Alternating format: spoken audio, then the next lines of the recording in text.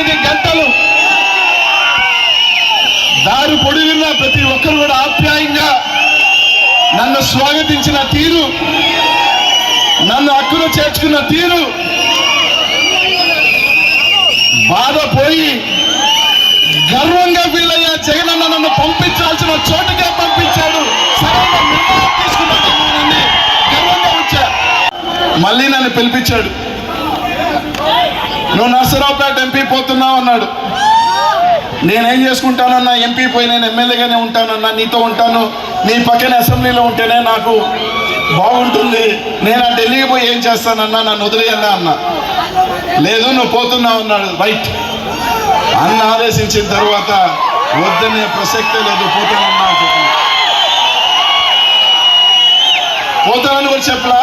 2 రోజులు టైం ఇదా చెప్పి వచ్చిన, కానీ బయట మాత్రం చెప్పిన అన్న గీత గీసిన తర్వాత దాటేది లేదన్నా, పోతాను, కానీ కొంచెం సముదాయించుకోవాలి కదా అందరినీ కూడా, ఒకసారి నేను బయటకు వస్తున్నానని చెప్పిన.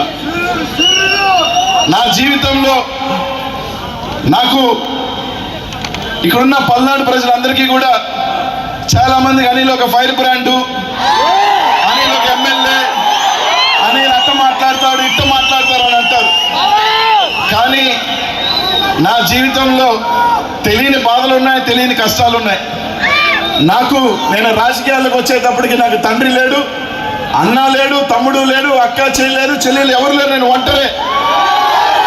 కానీ నెల్లూరు జిల్లాలో కొంతమంది అన్నారు ఈ వైఎస్ఆర్ కాంగ్రెస్ పార్టీలో బీసీలు అంటే వాళ్ళకి గౌరవం ఉండదు, మర్యాద ఉండదని చాలా మంది చెప్పారు. కానీ మీ అందరికీ ఒకటి చెప్తా ఉన్నా, ఆ భగవంతుడు సాక్షిగా కూడా చెప్తా ఉన్నా, కోటప్ప కొండకి ఈరోజు దండం పెట్టుకుని శివుడి సాక్షిగా చెప్తా ఉన్నా, నేను దాదాపు 2009 నుంచి జగనన్నతో ప్రయాణం చేస్తా ఉన్నా. దాదాపు 15 సంవత్సరాలు అవుతా ఉంది.